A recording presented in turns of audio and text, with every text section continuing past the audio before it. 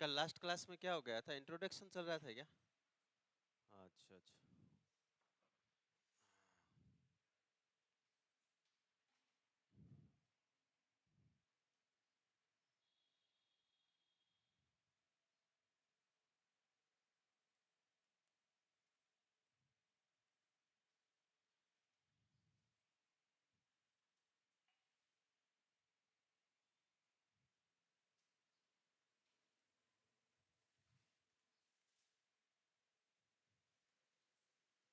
यहाँ से स्टार्ट किया था अपन ने मैटर से, है ना? भी कोई भी पदार्थ है या, है ना, बना हुआ है वो किसी भी पार्टिकल से, मतलब कोई भी कण से बना हुआ है। कण को भी अपन अणु ही बोल सकते हैं, है ना? पदार्थ के अंदर क्या होते हैं, देखो अपन क्या करते हैं कि कोई भी पदार्थ को हम एक सीरीज पे लेते हैं, उसको अपन एटम मानते हैं, ठीक है? अब कभी कभार ये जहन में अपन के आ जाता है कि किसी भी केमिकल रिएक्शन के अंदर, रासायनिक अभिक्रिया के अंदर किसी प्रकार का कोई यौगिक कंपाउंड, है ना, या कोई मॉलिक्यूल, अणुसूत्र, साथ साथ में वर्जन करके पढ़ा रहा हूं मैं, है ना, दोनों पार्टिसिपेट करते हैं। तो ये अपन मान लेते हैं कि कोई केमिकल रिएक्शन चल रही है, उसके अंदर केमिकल रिएक्शन है वो धीमे भी चलती है, फास्ट भी चलती है ना। तो उसके अंदर अपन ये मानते हैं कि कंपाउंड या किसी प्रकार के मॉलिक्यूल्स काम में होते हैं या रिएक्शन में, अभिक्रिया में भाग लेते हैं। तो ये गलत बात है, क्योंकि उसके अंदर जो एटम्स होते हैं ना, पार्टिकल्स, एटम्स भी आगे सीरीज में चलेंगे, क्योंकि इसको एटम से अपन क्या कह रहे हैं कि पदार्थ की या कोई पार्टिकल्स की वो लास्ट स्टेज, जहां को अपन उसको और ज्यादा ना डिवाइड नहीं कर सकते, है ना, वो अपन की सीरीज किस में आ जाएगी? एटम की सीरीज में आ जाएगी। बहुत से सारे, जैसे अपन के क्या है कि जो प्रिमेटिव थिंकर्स हुए थे, प्राचीन जो दार्शनिक बोलते हैं अपन, कणाद का नाम सुना होगा, महर्षि कणाद, जो आज अपन थ्योरी देते हैं ओटोहन, के न्यूक्लियर बम बनाया था ओटोहन साहब ने, मगर उनकी थीसिस दे दी थी महर्षि कणाद ने। अपन के ही प्रिमेटिव थिंकर्स हुए थे, अपन के ही संत हुए थे, आज से हजारों साल पहले, उनसे भी पहले, क्योंकि उनको पता था कि ये पार्टिकल्स सूक्ष्म पार्टिकल्स होंगे, जैसे ही इनको किसी प्रकार की फ्यूजन की या फिरमेट्स की रिएक्शन होगी, तो ये एक दूसरे से जुड़ते जाएंगे और एक श्रृंखलन बनेगी, सीरीज बनेगी, है ना? जैसे अपन देखते हैं, जैसे एच, इसको अपन देखते हैं, ये देखो मैंने बोल्ड पे लिखा है, ये हाइड्रोजन है, सबको पता है, ये हाइड्रोजन का एक एटम है, हाइड्रोजन का एक एटम है। इसको न मैं कंपाउंड नाम दूं, न कोई मॉलिक्यूल्स नाम दूं, ठीक है? अब ये एटम्स है, इसको अपन जोड़ें। अब जोड़ने की भी कोई मेथड होता होगा। अगर अपन दो एटम को मिला दें, हाइड्रोजन हाइड्रोजन को कोवलेंट बॉन्ड द्वारा मिलवा दिया, है ना, किसी प्रकार के बॉन्ड द्वारा अपन मिला दें, एक हाइड्रोजन होगा और एक हाइड्रोजन होगा, दोनों जब मिलेंगे, है ना, तो अपन, मैं इसको क्या नाम दूंगा, आपको पता है क्या? H2 molecule. क्यों? पहले क्या था? एटम था, और एटम मिलके क्या बना लिया? मॉलिक्यूल बना लिया। तो वो स्मॉलेस्ट जो पार्टिकल्स है, जिसको अपन और ज्यादा डिवाइड नहीं कर सकते, वो एटम्स होगा। और एटम्स को जैसे ही जोड़ते जाएंगे, और वो एक मॉलिक्यूल्स फॉर्मेशन बना लेगा, मॉलिक्यूल्स बना लेगा। जैसे अपन देखते हैं मैथ कैलकुलेशन करते हैं ना, 1/2, 1/2 इक्वल टू 1, है ना? तो इसको अपन और ज्यादा अगर डिवाइडेड नहीं कर सकते, है ना, तो वो एक प्रकार का क्या बनेगा? एटम्स बनेगा। और एटम्स की थ्योरी आगे चलती गई।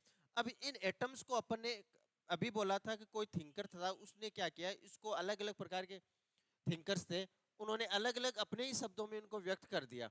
तो उन्होंने क्या माना कि ये एटम्स है, ये एक तरह का क्या अपन का पार्टिकल्स है, कण है।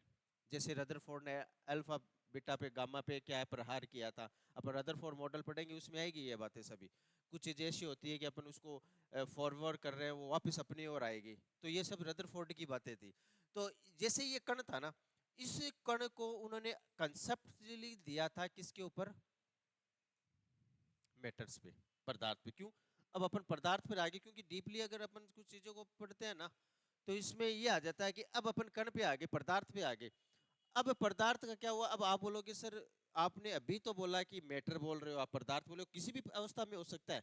भी पदार्थ की जो अवस्था थी, वो सॉलिड हो, लिक्विड हो, गैस हो, बीसी हो, प्लाज्मा हो, है ना, वो किसी भी अवस्था में। जैसे जैसे साइंस को अपन आगे जैसे डीप पढ़ते जाएंगे ना, वो वैसे वैसे क्या है उसकी विस्तृत अपन चर्चा करेंगे। तो पदार्थ को अब अपन देखते हैं, देखो 80 के दशक में चलो, 80 के दशक में शायद 1900 से पहले कुछ खोज डिस्कवर हुई थी रेडियो की। रेडियो के बाद में टीवी आया था भाई, ठीक है। टीवी आया था तो टीवी का साइज कितना बड़ा था, काफी बड़ा था ना, ब्लैक एंड व्हाइट था। जैसे ही उसमें क्रिस्टल रेड की, हाइड्रोजन क्रिस्टल रेड की खोज हो गई तो कलर आने लग गए। फिर टीवी कैसे आने लग गया, कलरिंग वाला आने लग गया। साइज कैसी थी, बड़ी थी। फिर उसके बाद में क्या आ गई, एलईडी, एलसीडी आई, लिक्विड क्रिस्टल डिस्प्ले, ठीक है। और जैसे ही वो आ गई उसके बाद में क्या आ गई, एलईडी आ गई, लिक्विड इमिटेशन डिस्प्ले। उसके बाद में अब जया जया जो नया इन्वेंशन हुआ है ना, वो हुआ है प्लाज्मा का। अब टीवी आने लगे हैं प्लाज्मा। उसकी क्रिस्टल क्रिएलिटी ऐसी होती है कि शेयर अंदर से अगर कूद रहा है तो अपन को ऐसा लगेगा कि बाहर आ रहा है टीवी से निकल के। तो इन्वेंशन पदार्थ की जो अवस्था थी, जितनी ज्यादा अपन इसको मेथड करते जाएंगे अलग अलग होते जाएंगे, ठीक है। उसके बाद में पदार्थ को, अब अपन ने क्या कहा कि यूनिवर्सल के अंदर कोई भी जो मैटर बना है, पदार्थ बना है, वो 5 तत्वों से बना है। 5 तत्व थे, ठीक है। आपने जल भी बोल दिया, अग्नि भी बोल दी, वायु भी बोल दिया, आकाश भी बोल दिया, पाताल भी बोल दिया। हर चीज को सब मिल करके जो बुल्डअप बना। अब आप बताओ, एक मैटर्स को ले लू, जल, एटम्स हो गया भाई, क्या हुआ है, एटम्स। अग्नि है, वो क्या हो गई, एटम्स हो गई। और सभी एटम्स मिलेंगे तब क्या बनेगा, मॉलिक्यूल्स बनेंगे। कब क्या बनेगा, मॉलिक्यूल्स बनेंगे। तो जैसे ही मॉलिक्यूल्स बनते हैं ये पदार्थ बनेंगे। अब देखो डेफिनेशन पे, पदार्थ जब बनता है, ठीक है, ये पदार्थ बना, एक पदार्थ और दो पदार्थ आपस में मिले, अपनी भाषा में समझ लो, एक नया पदार्थ बना, ठीक है। आप ऐसे मान लो कि दो अगर मैटर थे, अपने पदार्थ और पदार्थ को मिलाया, एक नया कोई सब्सटेंस बना भाई, नया सब्सटेंस बना है, ठीक है।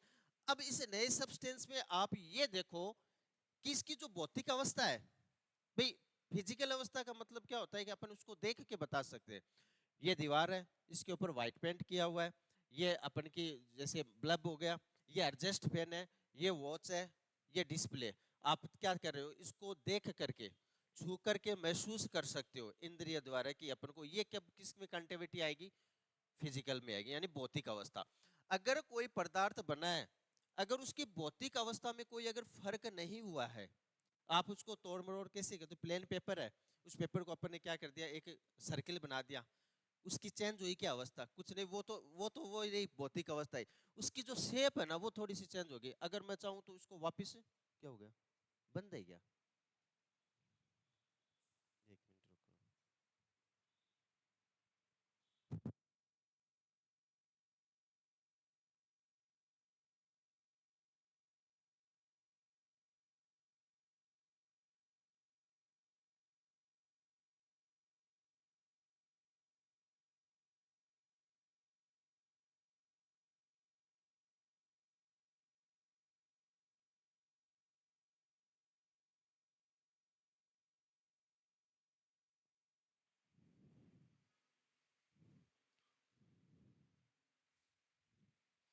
गुरुकुल पद्धति ठीक थी, है ना, गुरुकुल पद्धति ना वो ठीक थी।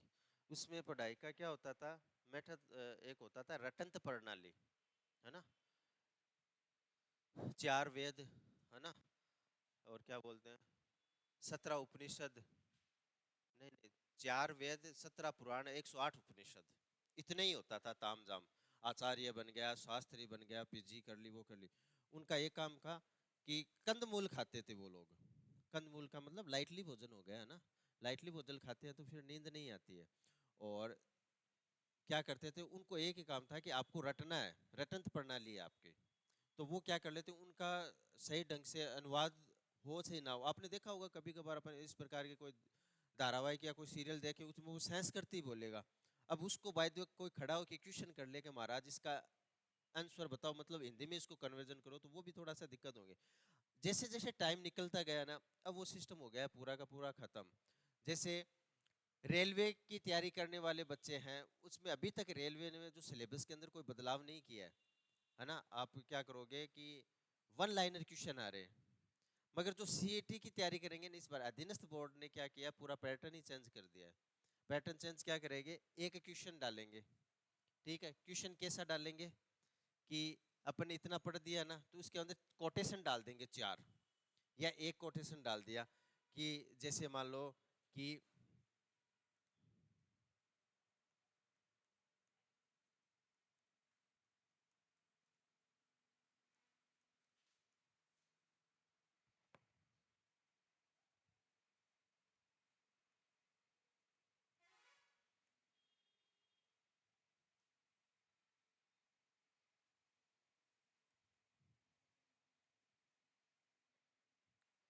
ये एक ही नाम है ना, परक्रम और परिवर्तन, ठीक है।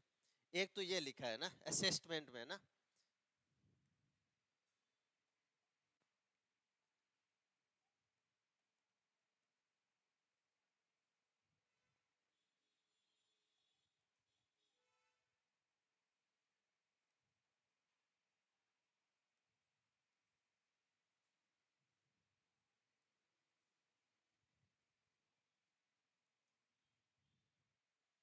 ऐसे क्वेश्चन दे देंगे, एक क्वेश्चन है ये, ठीक है। अब इसमें क्या लिखा है, अब देखो,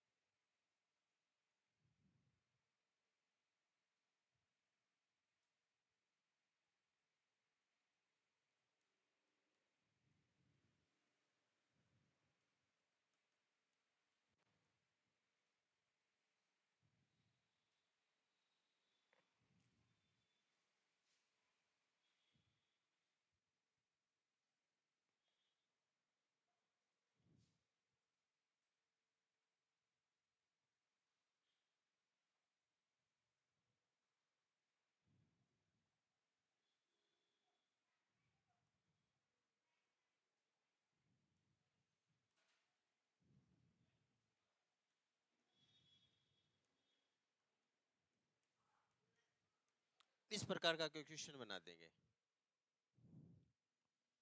लिखा क्या है अगले ने, ये क्वेश्चन देगा। अब पूरा का पूरा आप सोचोगे सर वो वन लाइनर आ गए, तो वन लाइनर के थे आप अपन कोशिश भूल ही जाओ। इस प्रकार का कोई क्वेश्चन दे देंगे। अब इसमें अगले ने लिखा है कि सोने का पिघलना एक भौतिक परिवर्तन है, ठीक है। सेकंड वाले में लिख देंगे ये प्रक्रम अस्थायी भी होते हैं और इनरिवर्सिबल भी होते हैं, अनुत्क्रमणीय होते हैं। ऐसा कोई क्वेश्चन दे दिया। अब स्टेटमेंट दे दिया, अपन को 4 आंसर देने हैं ना। कथन हो सकता है पहला वाला सही हो, दूसरा वाला गलत हो, दूसरा वाला सही हो, पहला वाला गलत हो, दोनों ही सही हो और दोनों ही गलत हो, ऐसा क्वेश्चन देंगे।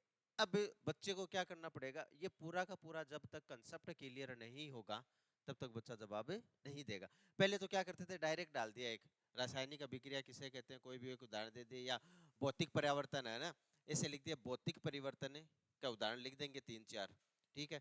सोने का पिघलना, ठीक है, दूध का दही में जलना, या कागज का फटना, ठीक है, कोयले का दहन, मैग्नीशियम फीते का दहन, ऐसे 4 लिख दिए। उसमें ऊपर लिखेंगे उपरोक्त में से एक को छांटिए, या असंगत को छांटिए, या संगत को छांटिए। तो कंसेप्ट क्या करेंगे, पूरा का पूरा दे देंगे और उसमें आपको एक क्वेश्चन पूछेंगे। तो अब जो सीईटी वाले अधीनस्थ बोर्ड ने जो पैटर्न किया है, वो नया पैटर्न इसी बेस पे किया है। वन लाइनर क्वेश्चन अब खत्म हो गया, अब डायरेक्ट ऐसे ही आएंगे 4-5 क्वेश्चन मिल करके। इसको देख लो, इसके अंदर ये एक आपका ये सेकंड वाला राइट होगा, क्योंकि आपको पता है कि सोने का पिघलना, आपने क्या किया, गोल्ड को जैसे ही पिघलाया, ध्यान से सुनना, ओरम बोलते हैं उसको, ठीक है ना। अब देखो सोने की, वैसे देखें कि सोने की जो एक्यूरेसी है वो अपन मापते हैं कैरेट से, होता है ना 24 कैरेट है, 22 कैरेट। अब सोना था वैसे तो लिक्विड फॉर्म में है, उसको आपने क्या किया, किसी भी शेप में डाल दिया, रिंग भी बना लेते हैं, ज्वेलरी भी बन जाता है, हार भी बन जाता है, कुछ भी बन जाता है, शेप तो चेंज हुई। क्या मैं उसको वापस गला करके और शेप बना सकता हूं? बन सकता है। इसका मतलब सोने की जो भौतिक अवस्था थी, मॉलिक्यूल फॉर्मूला था, वो कैसा था, सेम। चेंज क्या हुआ, आकार ही तो चेंज हुआ है, और आकार को अपन वापस से डिस्टर्बेंस कर सकते हैं, यानी उसको अलग चीज में करते हैं ना। कोई भी जैसे मान लो ज्वेलरी खराब होगी, उसको वापस तोड़ मरोड़ करके वापस क्या बना ले, दूसरा इन्वेंशन कर लिया। इसका मतलब अब देखो, ये प्रक्रम अस्थायी है और अनुत्क्रमणीय है, मैंने कल ही पढ़ाया था आपको। अब एक बात देखो, देखो एक उदाहरण बता रहा हूं, सभी को पता है।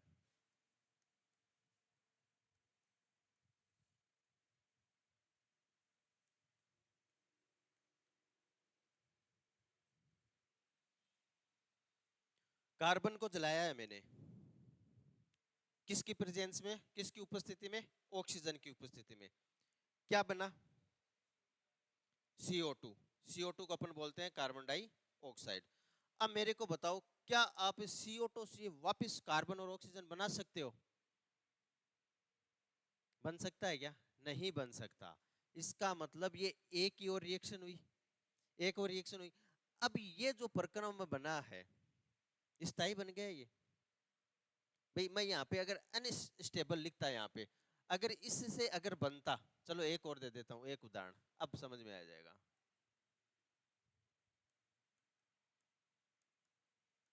हाँ भाई, पानी का मॉलिक्यूल्स है, ठीक है, इसको मैंने क्या किया, तोड़ दिया। कौन सी इलेक्ट्रिसिटी विधि से टूटता है ये? 10th क्लास के एनसीईआरटी की बुक है ना, उसमें जो फर्स्ट चैप्टर है उसके अंदर थर्ड वाली जो रिएक्शन है डिसोसिएशन वाली, उसमें लिखा हुआ है इसको इलेक्ट्रिसिटी से तोड़ा है मैंने। ठीक है, अब ध्यान से देखो, पानी के मॉलिक्यूल्स है, इसको जैसे मैंने करंट देकर के इलेक्ट्रिसिटी से तोड़ा, किस में चेंज हुआ? हाइड्रोजन में और ऑक्सीजन में, इनमें चेंज हुआ। क्या मैं हाइड्रोजन और ऑक्सीजन को मिलाकर के वापस जल बना सकता हूं? बिल्कुल बना सकता हूं। इसका मतलब ये रिवर्सिबल हो गया ना। ऐसा प्रभाव क्या हो गया? अस्थायी हो गया, क्योंकि उसको अपन वापस बना सकते हैं। अब देखो, कार्बन को जैसे ही अपन जला रहे हैं, किसकी प्रेजेंस में, किसकी उपस्थिति में? ऑक्सीजन की उपस्थिति में। क्या बना रहे हो? Carbon dioxide. क्या कार्बन डाइऑक्साइड से वापस मैं कार्बन और ऑक्सीजन को अलग कर सकता हूं क्या? नहीं कर सकता। इसका मतलब ये कौन सा हो गया? अनस्टेबल, स्थायी प्रभाव हो गया। तो हमेशा ध्यान में रखना, भौतिक परिवर्तन होंगे, भौतिक परिवर्तन हमेशा अस्थायी स्थायी होंगे, और रासायनिक परिवर्तन हमेशा अस्थायी, जिसमें प्रोडक्ट वापस किस में चेंज हो जाए है? रिएक्टेंट में चेंज हो जाए। अपन ये आपको चीजें समझनी है, रिएक्टेंट हमेशा किस में चेंज हो जाए? प्रोडक्ट में। और प्रोडक्ट अगर हमेशा रिएक्टेंट में चेंज हो जाए तो उसको इनरिवर्सिबल बोलेंगे और अस्थायी प्रभाव बोलेंगे। समझ में आएगी बात? आगे देखो,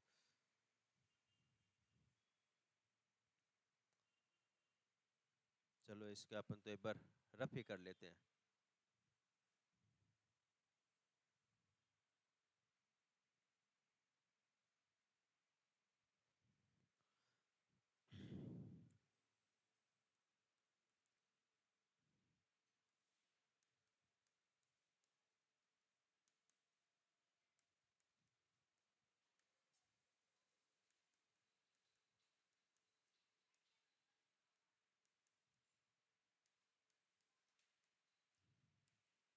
थोड़े से इनके बीच में कुछ अंतर जान लेते हैं, ठीक है। अब देखो, भौतिक परिवर्तन जिसमें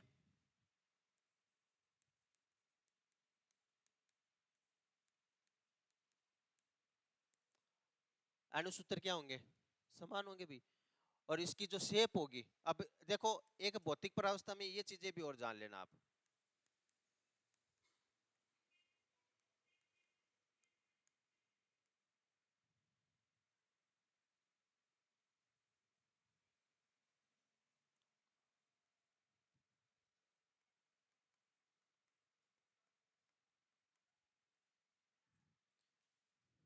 थोड़ी सी इन चीजों को भी जानना जरूरी है। एक तो होता है आपका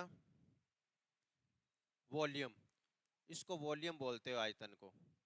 आकार को बोलते हैं साइज। एक आपकी आकृति होती है, इसको बोलते हैं शेप। थोड़ा सा अंतर होता है भाई आकार और आकृति के अंदर, आकार और आकृति के अंदर अंतर होता है, ठीक है।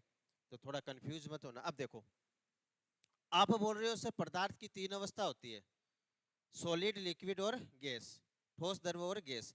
अगर मैं इन तीनों को यहाँ पे रिप्रेजेंट करूं बोल्ड पे, तो आप बोलोगे सर जो ठोस होते हैं इनके मॉलिक्यूल्स आपस में चिपके हुए होते हैं, आप यही तो बोलोगे। सर गैस होंगे, इसके मॉलिक्यूल्स कुछ थोड़े से बजाय में क्या होंगे? दूर दूर होंगे। सॉरी, द्रव।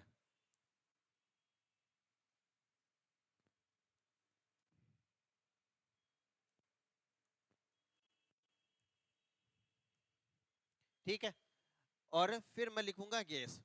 आप बोलोगे सर गैस होती है वो हल्की होने के बजाय और अपने सरफेस पे यहाँ पर, और बहुत ही मॉलिक्यूल्स बॉन्ड इसमें वीक होते हैं, और ये बहुत ही क्या होते हैं, दूर दूर होते हैं, पास पास।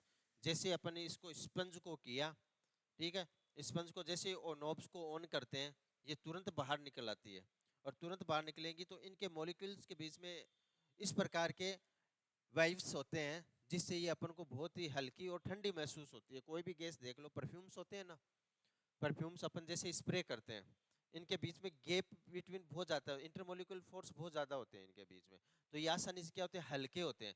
जैसे अपन ने ऊपर से किसी पिस्टन पर प्रेशर लगाया, दाब लगाया, या हल्के होकर के बाहर निकल आते हैं। अब आप देखो,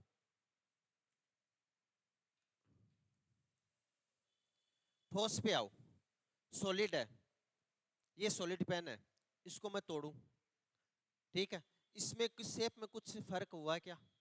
सेम एज इट वैसा का वैसा, आकार और आयतन में इसमें कोई फर्क नहीं होगा ठोस के अंदर, क्योंकि इसके अपने वंडरवॉल्स जो बल होते हैं उसके द्वारा इसके जो मॉलिक्यूल्स हैं आपस में चिपके हुए होते हैं, क्योंकि एकदम रिजिड हो गए ना पास पास में, तो ये आपस में एक दूसरे से क्या मारते हैं, इंट्रामोलिकुलर फोर्स लगाते हैं एक दूसरे से, ठीक है। जैसे अब आप इंट्रामोलिकुलर फोर्स को ऐसे समझो, जितने भी अपन के ब्रह्मांड के यूनिवर्सल के अंदर जो अपन का मून है, सन है, या प्लेट्स है, या कितने भी प्रकार के ग्रह हैं, ठीक है, ये आपस में एक बल द्वारा क्या होते हैं, एंटी बल द्वारा अट्रैक्शन से लटके हुए हैं, एक जगह फिक्स है। ऐसे नहीं है कि किसी के ऊपर अपन जो कोई धार्मिक मान्यताएं मानते हैं इससे वैसे टिका हुआ नहीं है, एक फोर्स के द्वारा क्या एक दूसरे से जुड़े हुए हैं।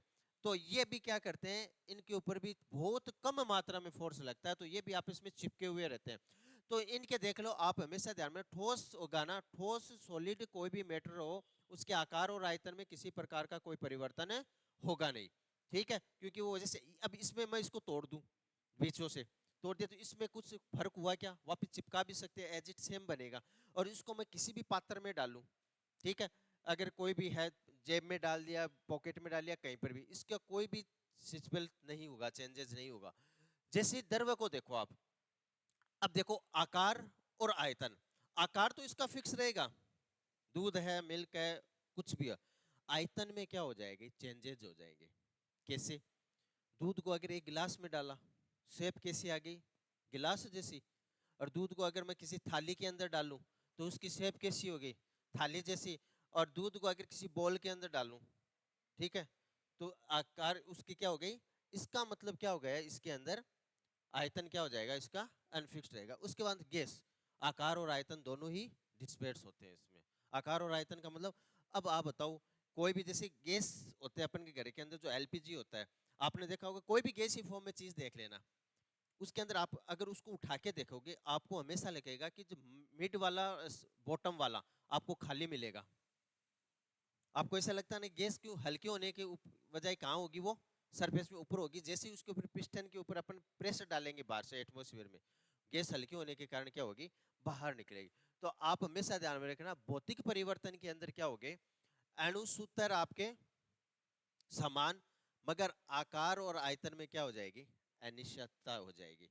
तो उसको अपन क्या कहेंगे, भौतिक प्रक्रम कहेंगे। अब आप बोलोगे सर कल तो बोल रहे थे सॉलिड से लिक्विड, लिक्विड से गैस, कल इसलिए बोल रहा था कि आज अपन विज्ञान की भाषा पे आ गए। अब बोलोगे आगे कोई वर्ड आ जाए, आकार और आयतन आ जाए एग्जाम में, और मैं आपको पढ़ा रहा हूँ अवस्था पे, तो थोड़ी सी दिक्कत होगी, इसलिए मैंने इसको लेके आया था। अब देखो, कल अपन ने भौतिक प्रावस्था में पढ़ा था कि sir H2O solid, H2O liquid, और H2O गैस। आपने बोला सर इसका अणुसूत्र है, वो तो सेम है, मगर इसके आकार और आयतन दोनों क्या हो गए, चेंज हो गए। और आप आम भाषा में, जनरली भाषा में बोलो तो ऐसे भी बोल सकते हो कि किसी अवस्था के अंदर ठोस से द्रव में, द्रव में गैस में परिवर्तन हो गया, अपन ऐसे बोल सकते हैं। मगर साइंस की भाषा में थोड़ा सा अच्छा लगता है, तो अपन क्या कहेंगे, अणुसूत्र समान और आकार और आयतन में चेंजेस। इसका मतलब वो कौन सा हो गया, भौतिक परिवर्तन हो गया। अब भौतिक परिवर्तन के और उदाहरण देख लो साथ साथ में, ठीक है। एक तो ये प्रक्रम होगा, तो अनुत्क्रमणीय होगा, इनरिवर्सिबल हो सकता है। ये इनरिवर्सिबल ऐसे होगा क्योंकि ये अस्थायी प्रभाव होता है, स्थायी प्रभाव नहीं होता है। अस्थायी प्रभाव का मतलब क्या होगा, कि जैसे अपन सोने का पिघलना, वापस उसको बना सकते हैं। किसी पत्थर के या कागज के टुकड़े को तोड़ना, फाड़ना या तोड़ना, वो भी क्या हो जाएगा, अस्थाई। किसी सॉलिड चीज का चूर्ण बनाना, ठीक है, चौक है, चौक को पीस ली, ठीक है, अब वो चौक कैल्शियम कार्बोनेट ही है, वो क्या है, कैल्शियम कार्बोनेट। किससे बनती है, चूने से बनती है ना, कैल्शियम ऑक्साइड से बनती है चौक। तो क्या उसका जो बारीक पाउडर था चूर्ण को वापस में उसी शेप में ला सकते, चौक बना सकता हूं ना। इसका मतलब वो क्या होगा, अस्थायी प्रभाव होगा, स्थायी प्रभाव नहीं होगा। स्थायी प्रभाव अब पढ़ेंगे, देखो स्थायी प्रभाव होगा आपका दूध से दही का बनना, ये स्थायी प्रभाव है, दूध से दही का बनना। क्यों, अब आपने देखा होगा कि मिल्क होता है, दूध, दूध के अंदर क्या होता है, केसिन होता है, रेनिन होना है, और लैक्टिक अम्ल होता है। लैक्टोज मान लो आप, लैक्टिक अम्ल नहीं, लैक्टोज मानो। एसिडिटी में आएंगे तो पीएच बढ़ जाती है उसकी, क्योंकि ये हल्का क्या होता है, आपके क्षारीय होता है, ठीक है। क्योंकि अपन जैसे नेक्स्ट जो चैप्टर पढ़ेंगे एसिड वाला, उसमें पीएच आएगी, उसमें देखेंगे। अब देखो, दूध होता है वो लैक्टोबैसिलस होता है, लैक्टोजन, लैक्टिक एसिड लैक्टोज होता है। लैक्टोज के अंदर अपन क्या डाल देते हैं, दही डाल देते हैं, जो अपन आम भाषा में जावण बोलते हैं, ठीक है। अब वो जैसे ही दूध के अंदर दही डालोगे तो दही के अंदर क्या होते हैं, कौन सा अम्ल होता है दही के अंदर, लैक्टिक अम्ल होता है। अब लैक्टिक अम्ल और दूध में कौन सा हो गया, लैक्टोजन, और उसके अंदर एक बैक्टीरिया होता है, ठीक है, माइक्रोबैक्टीरियम, ठीक है। वो क्या करेगा, उसको धीरे धीरे किण्वन करेगा, फ्रेगमेंटेशन करेगा, फ्रेगमेंटेशन करेगा, तो वो क्या होंगे, उसके जो मॉलिक्यूल्स होंगे वो आपस में क्या आ जाएंगे, पास पास आ जाएंगे। तो दूध से अगर दही बन रहा है ना, तो क्या अपन ने दूध से दही बना दिया, दूसरे दिन अपन की इच्छा हो गई कि अपन दही नहीं खाएंगे दूध पियेंगे, तो क्या वापस बना सकते हैं क्या, नहीं बना सकते। इसका मतलब वो क्या होगा, स्थायी प्रभाव हो गया। और स्थायी प्रभाव होते हैं वो हमेशा कैसे होते हैं, उत्क्रमणीय होते हैं, अनुत्क्रमणीय नहीं होंगे। अनुत्क्रमणीय वही होंगे जो वापस अपन उसको चेंज कर सकते हैं। भाई ध्यान से देखो आप,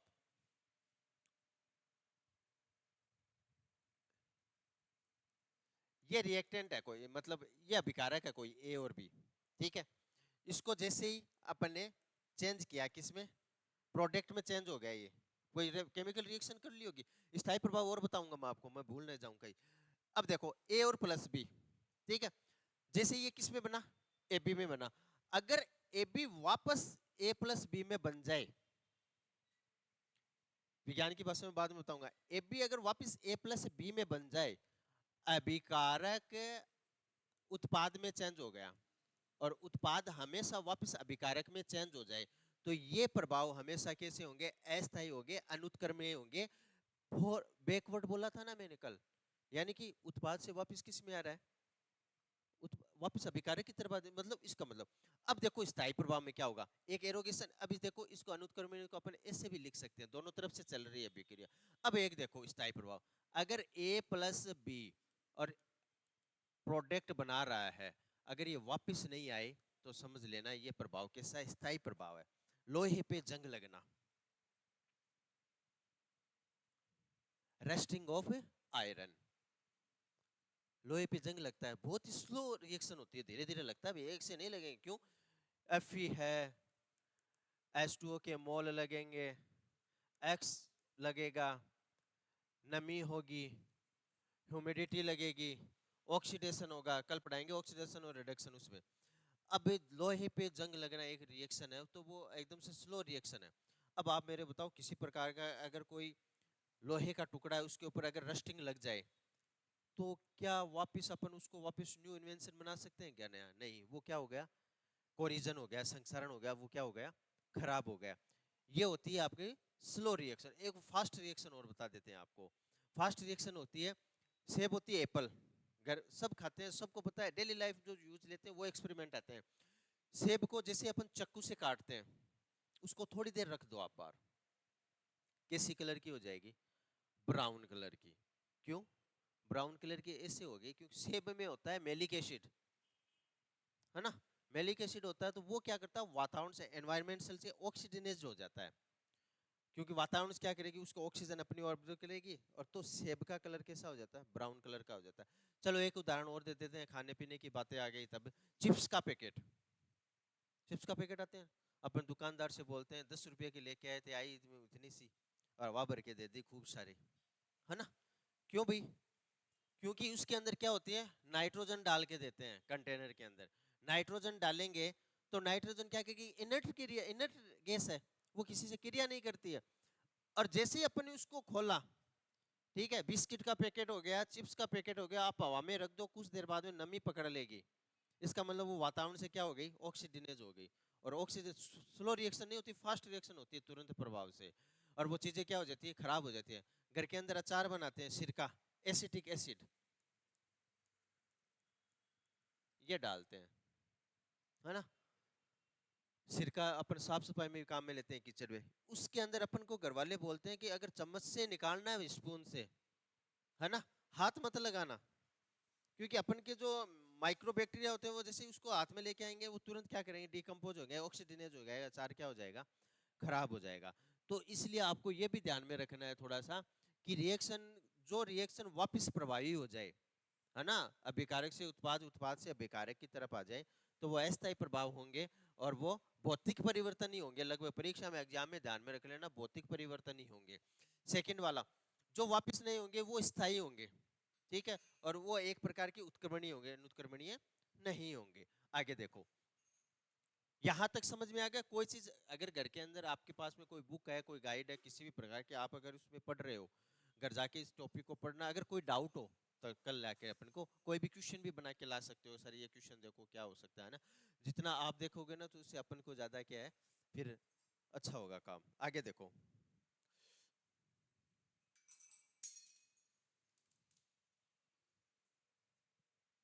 कौन सा परिवर्तन हुआ है अभी, इसको अपन कौन सा माने, भौतिक परिवर्तन माने या रासायनिक परिवर्तन माने। भौतिक परिवर्तन। अपन चाहे तो फेविक्विक ला करके वापस इसको जोड़ भी सकते हैं, या किसी प्रकार की मेटेरियल से भी इसको वापस से जोड़ सकते हैं। ये तब तक टूटता कि एक एटम्स बन जाता, है ना। अपन क्या बोल रहे हैं, स्मॉलेस्ट जो यूनिट होती है पदार्थ की, जो अधिक विभाजित अपन उसको कर ही नहीं सकते, वो एटम्स होती है। और जैसे एक से अधिक ज्यादा, one more atoms calculating then called molecules, एक से ज्यादा एटम्स जुड़ करके क्या बना लेते हैं, अणुसूत्र बना लेते हैं, है ना। अब देखो,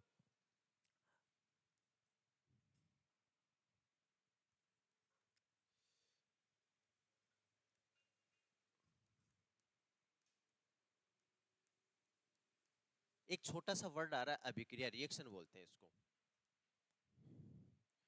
ठीक है। अब इसके अंदर अपन कुछ भी लेके चल सकते हैं, जैसे एटम्स हो गया, परमाणु हो गए, अणु हो गए, यौगिक हो गया, अणुसूत्र हो गया। ये आपस में किसी भी प्रकार की रिएक्शन कर सकते हैं। आगे पढ़ाएंगे आपको, कुछ रिएक्शन होगी जो स्वतः स्पॉन्टेनियस भी होगी, स्वतः रिएक्शन भी होगी, कुछ आपकी धीमी गति की होगी, कुछ फास्ट गति की होगी, कुछ बायोकेमिकल होगी, है ना। वो आगे की बात है, पहले इसको देख ले। अब रिएक्शन के अंदर, अभिक्रिया के अंदर कोई भी जैसे प्रॉपर अमाउंट का कोई भी जैसे मैटर है, अब इस मैटर के अंदर आप मॉलिक्यूल्स भी ले सकते हो, है ना, या किसी प्रकार का कंपाउंड भी ले सकते हो, ठीक है। ये आपस में क्या करेंगे, रिएक्शन करेंगे या किसी प्रकार की क्रिया करेंगे, है ना। जैसे ही क्रिया करेंगे तो स्वतः ही नया इन्वेंशन, नया पदार्थ बनेगा। उस पदार्थ को अपन क्या करते हैं, अभिक्रिया कहते हैं, ठीक है। अब इस अभिक्रिया के कुछ प्रकार होते हैं, ठीक है। अब अभिक्रिया के प्रकार होते हैं, अभिक्रिया होती है चार प्रकार की, कौन सी, एक तो होती है संयोजन अभिक्रिया, अरे सब पढ़ा हुआ आपका। वियोजन अभिक्रिया,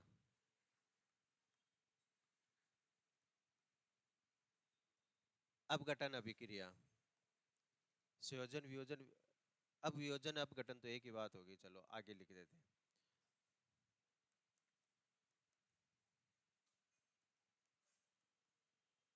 विस्थापन अभिक्रिया,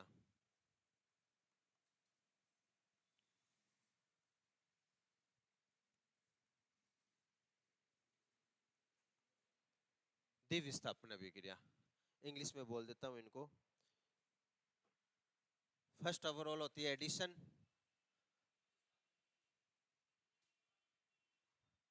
विस्थापन, द्विविस्थापन, प्रतिस्थापन बोल दो, एक ही बात है। प्रतिस्थापन भी बोल दो, कोई डिस्प्लेसमेंट हो जाएगी, कोई दिक्कत नहीं। प्रतिस्थापन का मतलब क्या है, एक जगह से दूसरी जगह पे स्थानांतरण होना। विस्थापन का मतलब भी क्या होता है, एक जगह से दूसरी जगह विस्थापन। इसमें थोड़ा सा ये हो जाता है अदर, यहाँ पे कोई बैठा है ना, उसको मैं आदरपूर्वक बोलूंगा आप यहाँ से उठिए महोदय और इस बेंच पे आ जाइए, वो आ जाएगा अच्छे से। भाई विनम्र स्वभाव होगा, जो जितना झुकेगा उतना ही उठेगा, पता है ना आपको। ठीक है, एक मैं आकर के उसको किसी प्रकार के रोब से या धमकी से उठाऊं, हो सकता है वो मेरा अगेंस्ट भी करे, विरोध भी करे, हाँ यहाँ से उठ के चला जाएगा। उन दोनों रिएक्शन में अंतर होगा भी। एक तो स्वतः ही हो रही है, अपने हाथ जोड़ने से ही काम हो गया, अरे हो सकते है थप्पड़ मुक्का भी चल जाए, विरोध हो गया ना। तो दोनों के अंदर यहाँ पर भी ये वर्ड होते हैं, विस्थापन में और प्रतिस्थापन में, दोनों को बताऊंगा। यहाँ पे एसिड लुईस कारक काम करता है, यहाँ पे कभी कभार लोन पेयर भी जगह काम कर देते हैं इसके अंदर। अब देखो, एडिशन हो जाता है, दूसरी बात में इसके बाद में एडिशन रिएक्शन के बाद डिकम्पोजिशन रिएक्शन होती है, फिर एक डिस्प्लेसमेंट रिएक्शन होती है, और एक डबल डिस्प्लेसमेंट रिएक्शन होती है। 4 प्रकार की रिएक्शन होती है। ठीक है, अपने 10th क्लास में एनसीईआरटी में पढ़ा भी होगा। क्यों भाई पूजा, याद है क्या तेरे अभी भी? ये मेरी स्टूडेंट रही हुई है ना। तो अपन क्या करते हैं, ए प्लस बी, मैं तो ये शॉर्ट डिवाइड रखता हूँ भाई, किसी भी प्रकार का कोई कंपाउंड हो, रिएक्टेंट है ना, अभिकारक, अभिकारक, दो अभिकारक मिलकर के सिंगल प्रोडक्ट बनाते हैं। भाई यहाँ पे देखो अभिकारक कितने हैं, दो, उत्पाद कितना बनाएंगे, एक। इसको अपन क्या बोलते हैं, संयोजन अभिक्रिया बोलते हैं। ठीक है, संयोजन का मतलब संयोग, संयोग का मतलब जुड़ना, एडिशन, एडिशन रिएक्शन का मतलब। अब इसके अंदर आप कुछ भी जोड़ सकते हो, H2 plus O2, H2O, S plus O2, SO2, C plus O2, CO2, Mg plus O2, 2MgO, ये सब क्या है, संयोजन अभिक्रिया के उदाहरण है। रिएक्शन वही होगी, अब बस अपन को इतना ध्यान रखना, one more reactant and then called reaction forward product, single product बोल सकते हैं उसको, कि दो या दो से अधिक अभिकारक मिलकर के सिंगल उत्पाद बनाते हैं। इसके अंदर अपन ने कहीं पर भी एडिशन का निशान नहीं दिया है। और वैसे भी जनरली अपन किसी प्रकार के रूल को फॉलो करते हैं तो इसमें लिखते हैं, क्या लिखते हैं, कि रासायनिक अभिक्रिया के कुछ नियम होते हैं, कि अभिकारक को लेफ्ट हैंड साइड है ना, और उत्पाद को राइट हैंड साइड में लिखो। ठीक है, फिर अगर अभिकारक एक से ज्यादा है तो उनके बीच में कैसा निशान लगाओ, प्लस का सिग्नेचर लगाओ ना। अगर उत्पाद भी ज्यादा है तो अपन कौन सा सिग्नल लगाना है, प्लस का लगाना है। अभिक्रिया की दिशा किस ओर है उस प्रकार का सिग्नल, अगर अभिक्रिया एक दिशा में चल रही है तो इस प्रकार का लगा दो, अगर अभिक्रिया दोनों दिशाओं में चल रही है तो अपन को किस प्रकार का लगाना है, इस प्रकार का सिंबल लगाना है।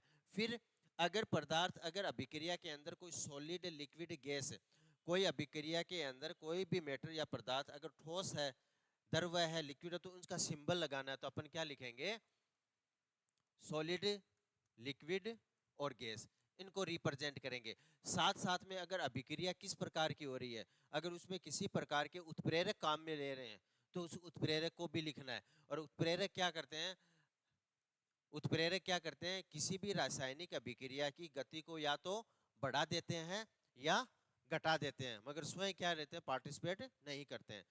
The catalyze are the participate on the chemical reaction, rate of reaction slow and fast, they cannot be chemical reaction participate and then called catalyze। यानी वो स्वयं क्या करेंगे, भाग नहीं लेंगे, मगर अभिक्रिया गति को क्या करेंगे, बढ़ा देंगे या घटा देंगे। ये आपको हमेशा ध्यान में रखना। उत्प्रेरक, अगर किसी अभिक्रिया के अंदर अपन उत्प्रेरक भी काम में ले रहे हैं तो वो भी लिखो, वेनेडियम पेंटाऑक्साइड हो गया, NBr हो गया, वो सारे उत्प्रेरक है। ये सब क्या करेंगे अभिक्रिया के अंदर। ठीक है, एक एटीएम, अगर किसी प्रकार की अभिक्रिया कितने एटमॉस्फेयर में संपन्न हो रही है तो आप चाहो तो वो भी लिख सकते हैं। और अगर किसी प्रकार का अगर हीट का सिंबल हो तो आप हीट का सिंबल भी बना सकते हो। ट्रायंगल डिसोसिएशन में अपन सेकंड वाले के अंदर हीट का सिंबल भी बनाएंगे। तो ये सब परिपूर्ण होने के बाद में एक कंप्लीट जो रिएक्शन तैयार होती है। ठीक है, एक हमेशा ध्यान में रखना कि कोई भी अगर रिएक्शन है तो रिएक्शंस के मोल्स को भी ध्यान में रखना। एक तो होती है बैलेंस इक्वेशन, बैलेंस रिएक्शन, एक होती है अनबैलेंस्ड रिएक्शन। आपका सब पढ़ा हुआ है रासायनिक अभिक्रिया को संतुलित करने का तरीका। अगर दोनों ओर के मोल सेम है तो इधर वाले भी कैसे हो जाएंगे, सेम, तब तो रिएक्शन कैसी होगी, समीकरण संतुलित होगी, अन्यथा समीकरण भी संतुलित नहीं होती है। जैसे मान लो ये देखो C प्लस O2, क्या बनाया भाई, CO2, कार्बन, कार्बन का एटॉमिक नंबर कितना होता है भाई, कार्बन कितने नंबर पे आता है, 6 नंबर पे आता है। तो इसका जैसे ही अपन क्या करेंगे, जितना उनका एटॉमिक नंबर होता है ना, उसका 2 गुना क्या होता है, मॉलिक्यूलर वेट होता है। तो 6 का 2 गुना कितना हो गया, 12 हो गया। इसका मतलब कार्बन का मास नंबर कितना हो जाएगा, 12। अब ऑक्सीजन देखो, ऑक्सीजन के कितने मोल, 2 मोल, और ऑक्सीजन के 2 मोल है तो मॉलिक्यूल्स भी कितने हो जाएंगे, 2 हो जाएंगे। ऑक्सीजन कितना होता है, 8, 8 के कितना हो जाएगा, 16, 16 दोनों कितना हो जाएगा, 32। तो 12 32 कितने हो जाएंगे आपके, 44। इधर भी 44 आ गए तो समझ जाओ आपकी बैलेंस जो रिएक्शन है वो कैसी है, संतुलित समीकरण है। और वैसे आप चाहो तो इसको देख कर भी देख सकते हो। अपन ऐसे देख सकते हैं कि लेफ्ट हैंड साइड में कार्बन कितना है, 1, ठीक है, प्रोडक्ट की ओर कार्बन कितना है, 1, ऑक्सीजन उधर कितना है, 2, इधर ऑक्सीजन कितना है, 2। तो दोनों का अपन मिलाएंगे तो कितना हो जाएगा। ये इस प्रकार की रिएक्शन को अपन बोलते हैं। एक और आती है, स्केलेटन रिएक्शन बोलते हैं वैसे, और असंतुलित अभिक्रिया को बोलते हैं अपन कंकाली रिएक्शन। मगर कोई भी रिएक्शन देती वो असंतुलित है, बैलेंस्ड नहीं है, तो उसको अपन क्या कहेंगे, कंकाली समीकरण कहेंगे। परीक्षा में इतना इस प्रकार से नहीं पूछेंगे, इतना भी स्लो पैटर्न नहीं आएगा कि अपन को ऐसे उठा के दे दे, बच्चे सब पढ़े हुए हैं। रिएक्शन से आएगा सब कुछ, कि इसके अंदर अपन जो चीजें आएगी वो ही पढ़ेंगे। आगे देखो, उसके बाद में देखो,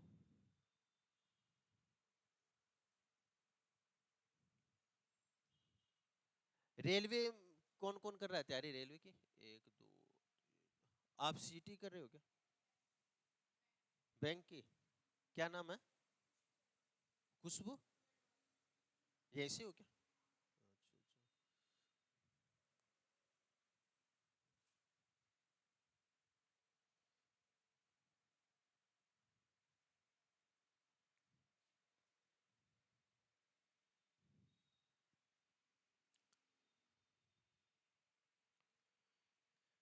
अच्छा। आगे देखो,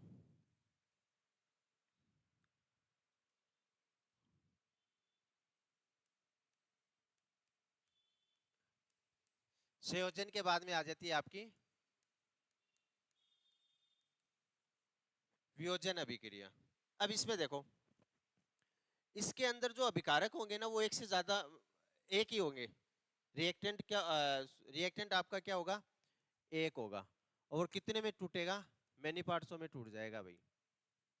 मतलब उसमें संयोजन के अंदर तो क्या हुआ, एक से अधिक अभिकारक मिलकर के सिंगल प्रोडक्ट बना रहे थे, है ना, उसको अपन क्या बोल रहे थे, संयोजन। वियोजन के अंदर सिंगल अभिकारक होगा, उसको अपन जैसे ही तोड़ेंगे, डिकम्पोज, है ना, डिसोसिएशन, ये सब क्या है, एक तरह का डिकम्पोज का मतलब अपघटन हो जाता है, वो अपने आसानी से। डिकम्पोज अपन कहाँ करेंगे, देखो एक चीज स्वतः ही टूटती है, पहाड़ का टूटना मतलब कोई नेचुरल प्रोसेस हो रही है ना। पत्थर है, पत्थर के अंदर आपको पता है जैसे हीट लगी, हीट के बाद में जैसे पानी लगा, ठीक है, फिर हीट लगी, फिर पानी लगी, एक प्रकार का इस प्रकार का क्षरण होगा कि वो आसानी से टूट जाएगा। एक अपन हथौड़े से तोड़े, दोनों में क्या होता है, अंतर होता है। तो यहाँ पे क्या, डिसोसिएशन के अंदर अपन एक तो डिकम्पोज बोल रहा हूं मैं, एक डिसोसिएशन बोल रहा हूँ, दोनों में अंतर है। डिकम्पोज होने का मतलब क्या होता है, नेचुरल प्रोसेस होती है। अगर कोई जानवर है या कोई ह्यूमंस बॉडी है, उसको जैसे ही अपन कार्बनिक कंपाउंड डिकम्पोज करें जमीन में कहीं पर भी, धीरे धीरे सतह ही क्या हो जाती है, बैड बैक्टीरिया स्टार्ट हो जाते हैं।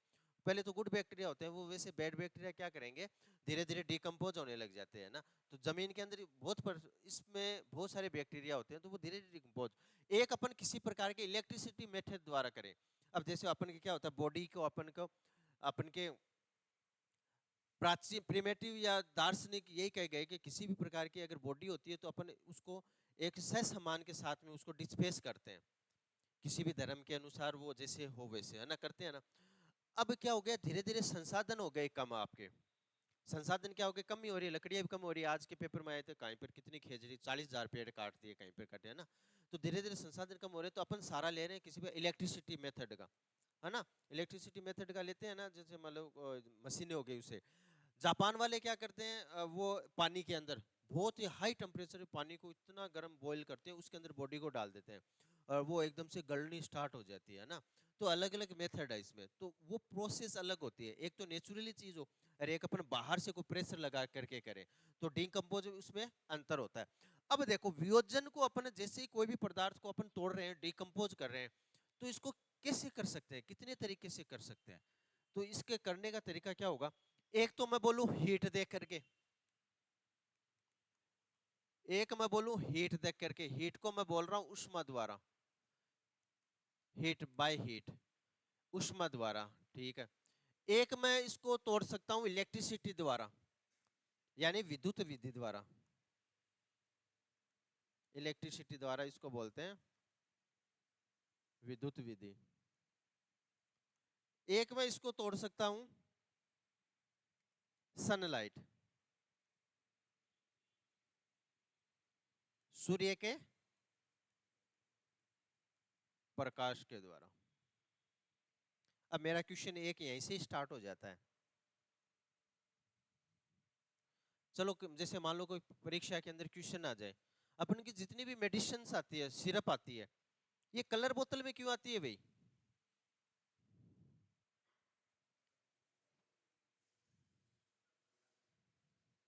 जोर से बोलो थोड़ा।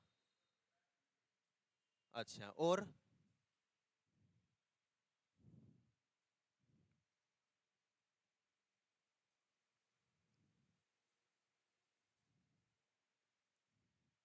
स्पॉन्टेनियस प्रोसेस है ये, मतलब स्वतः ही अभिक्रिया होती है सनलाइट के अंदर। आपने देखा होगा कि कोई टुकड़ा है कांच का, उसको आपने बाहर रखा हुआ है, उसके ऊपर जैसे सनलाइट गिरेगी, एक बीम बनेगा, पुंज बनेगा एक चमकता हुआ। लाइट वाले पार्ट में पढ़ाएंगे, एक प्रकाश की जो लाइट होती है वो डिफ्यूज होती है, रिफ्रेश होती है।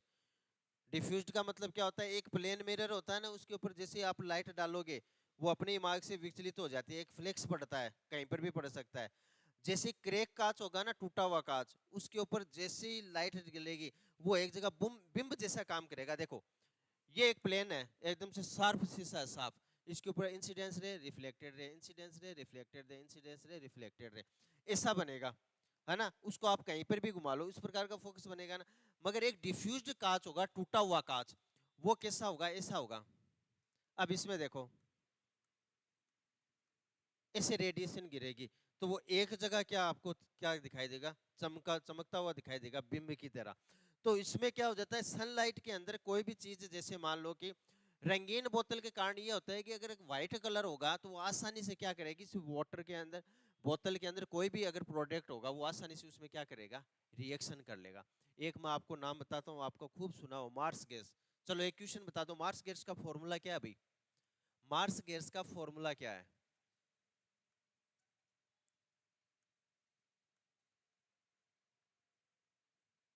मार्स गैस का फॉर्मूला देखो,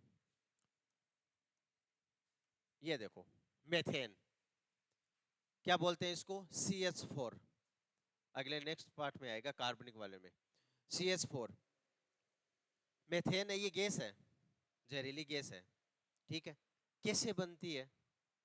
स्वतः ही। वैसे भी बन सकती है जैसे अपन के जितने भी ज्यादा मतलब CH4, मतलब जो जानवर, प्रीमेट्स, जो जानवर होते हैं ना, जुगाली करते हैं, उसमें भी ये हो सकता है।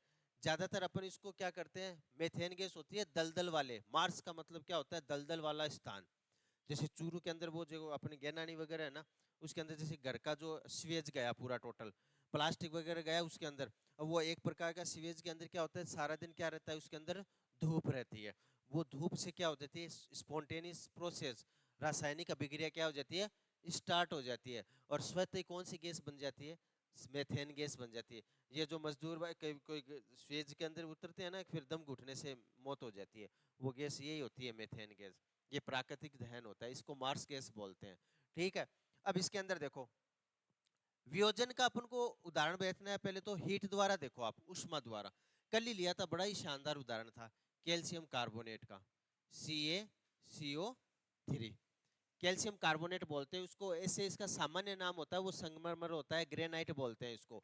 जैसे ही अपन इसको क्या करेंगे, हीट करेंगे, ठीक है, उष्मा दे करके, हीट किसी भी प्रकार, उष्मा का मतलब बाहर छोड़ दो या किसी प्रकार का बर्निंग से दे दो, किसी भी प्रकार से। जैसे ही अपन इसको क्या करेंगे, हीट देंगे, ये टूटेगा। ये किस में टूटेगा? Calcium oxide plus CO2 gas में टूटेगा भाई।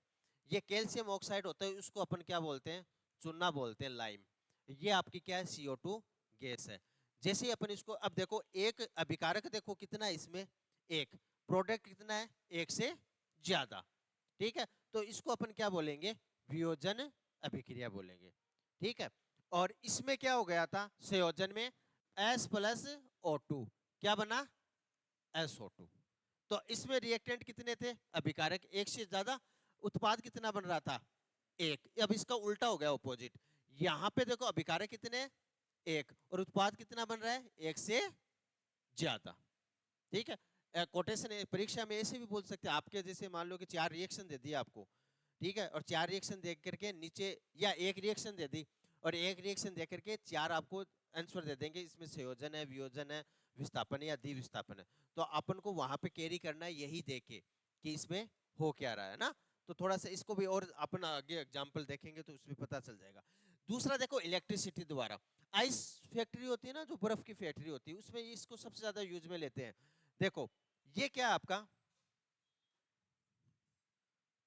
पानी का अणुसूत्र है कोई H2O, ठीक है।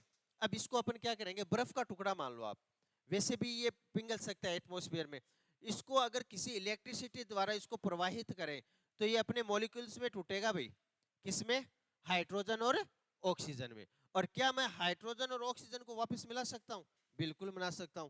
तो ये क्या बन जाएगा, जल वापस बन जाएगा। इसको अपन बोलते हैं विद्युत विधि द्वारा। फिर दो रिएक्शन आती है आपकी सनलाइट द्वारा, सूर्य के प्रकाश द्वारा। कौन सी होगी, एक तो होगी आपकी सिल्वर क्लोराइड की, एक आपकी कौन सी होगी, सिल्वर ब्रोमाइड की।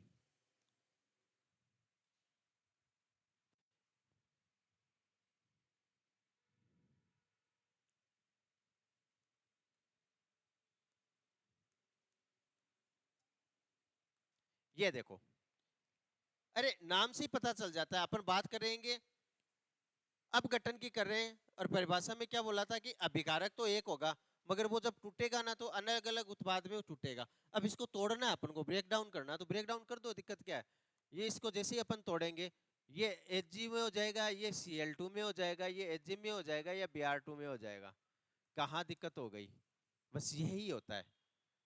इसको अपन बोलते हैं वियोजन अभिक्रिया या अपघटन अभिक्रिया। थर्ड वाली आती है आपके विस्थापन अभिक्रिया। कौन सी आती है, विस्थापन अभिक्रिया। अब विस्थापन अभिक्रिया के अंदर आप इतना ही समझो कि पहले जैसे एक नंबर पे आता है हाइड्रोजन, 30 तक याद करने, और 30 पर आता है जिंक। एक सीरीज और बता देंगे आपको, ठीक है। अब इसके अंदर देखो आप, hydrogen, helium, lithium, beryllium, boron, carbon, nitrogen, oxygen, fluorine, neon, 10 तक हो गए। अब इसमें क्या होता है, एक रिएक्टिविटी सीरीज होती है, उसको अपन बोलते हैं सक्रियता श्रेणी। सक्रियता श्रेणी का मतलब क्या हो जाता है, अब आप इससे मानो, इसको एग्जाम्पल ऐसे कर लेते हैं, अपन घर के अंदर बैठे हुए हैं, ठीक है, आराम से बात कर रहे हैं, पापा आ गए, ठीक है, अपन चेयर पे बैठे, तो अपन क्या होंगे, तुरंत प्रभाव से खड़े हो जाएंगे। वहां पे कौन बैठ जाएंगे, पापा बैठ जाएंगे, अपन खड़े हो गए, कोई बात नहीं। अब दादाजी आ गए, तब पापा खड़ा हो जाएंगे, कौन बैठेगा, दादाजी। तो इसका मतलब रिएक्टिविटी सीरीज चल रही है। अब जैसे ही कोई मान लो कि हाइड्रोजन से अगर कोई इससे उच्चतम ऑक्सीडेशन वाला कोई एलिमेंट्स आ गया, तो हाइड्रोजन को वहां पे क्या करना पड़ेगा, हटना पड़ेगा, और उसकी जगह कौन स्थान ले लेगा, ये वाला ले लेगा। यानी कि कम क्रियाशील को हटा करके अधिक क्रियाशील वाला क्या ले लेगा, जगह ले लेगा। उसको अपन बोलते हैं विस्थापन। विस्थापन का मतलब है अपने स्थान से हटना, डिस्प्लेसमेंट, यानी अपने स्थान से क्या हो जाना, हट जाना, उसको अपन क्या बोलते हैं, विस्थापन अभिक्रिया बोलते हैं। देखो उदाहरण, एक वो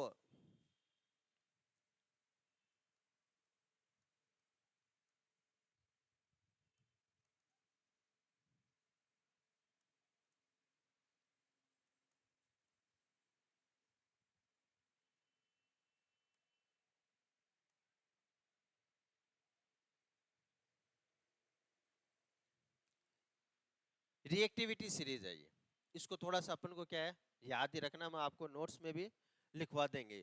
इसी के क्रम के अनुसार अगर कोई आ रहा है, यानी मान लो पोटेशियम आ गया, पोटेशियम के बाद में अगर सोडियम आ रहा है, ये रिएक्टिविटी सीरीज है, ये यहाँ तक चलती है। ये लो वाली आ गई, ये हाई वाली आ गई, ये जीरो वाली आ गई, मतलब यहाँ से हाइड्रोजन से। इसको मीडियम बोलते हैं, हाई बोलते हैं और लो बोलते हैं, ठीक है। जैसे ही अपन क्या करेंगे, इनमें से अगर कोई आ रहा है तो अपन इसको हटा करके इसकी जगह दूसरी को रख सकते हैं। इसको अपन बोलते हैं जैसे ऐसी रासायनिक अभिक्रिया जिसमें कम क्रियाशील अधिक क्रियाशील तत्व है, कम क्रियाशील तत्वों को हटा करके उसका स्थान ले लेता है, या कम क्रियाशील तत्व हट करके अधिक क्रियाशील वाले तत्व आ जाते हैं, उसको अपन क्या बोलते हैं? विस्थापन अभिक्रिया बोलते हैं। अब इसके अंदर देखो एक उदाहरण ले रहा हूं मैं, जैसे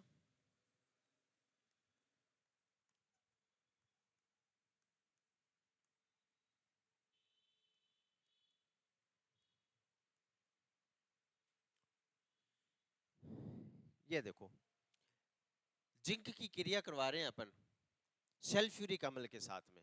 H2SO4 को अपन क्या बोलते हैं? सल्फ्यूरिक अम्ल बोलते हैं। सल्फ्यूरिक अम्ल की क्रिया करवाई जिंक के साथ में, तो अपन को क्या प्राप्त हुआ? जिंक सल्फेट प्राप्त हुआ। अब आप देखो क्या हटा है यहाँ से? हाइड्रोजन। हाइड्रोजन सीरीज में देखो एकदम से निम्न क्वाड्रिलिटी का था, उस निम्न श्रेणी का था ना, तो इसकी जगह हट करके कौन आ गया? जिंक आ गया। आराम से देखो आप यहाँ पे हाइड्रोजन कितने नंबर पे आता है? 1 नंबर पे। जिंक कितने पे आता है? तो कौन भारी हुआ? तो हाइड्रोजन को क्या करना पड़ेगा? हटना पड़ेगा भाई। और हाइड्रोजन तो वैसे ही गरीब है यहाँ पे, उसके पास में तो इलेक्ट्रॉन एक है इसके अंदर। इसकी स्थिति का ही आज तक समझ, डोबनियर, त्रिक, मेंडलीफ, न्यूलैंड, जितने भी वैज्ञानिक हुए थे अभी तक इसकी पुष्टि नहीं कर पाए हाइड्रोजन को इसको टॉप पे रखें कि कहाँ रखें, क्योंकि हाइड्रोजन के अंदर एक इलेक्ट्रॉन होता है और वो सफरिंग करता है। क्योंकि ये सफरिंग करेगा, देखो अपन क्या करते हैं, कुछ इसमें है पीरियोडिक टेबल के अंदर, देखो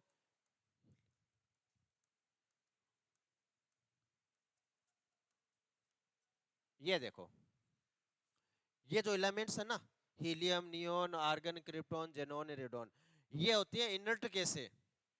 इनर्ट गैसें होती हैं। इनर्ट गैसें क्या होती है? इनमें जितने की इनकी आवश्यकता है उतने हैं इनके पास में इलेक्ट्रॉन।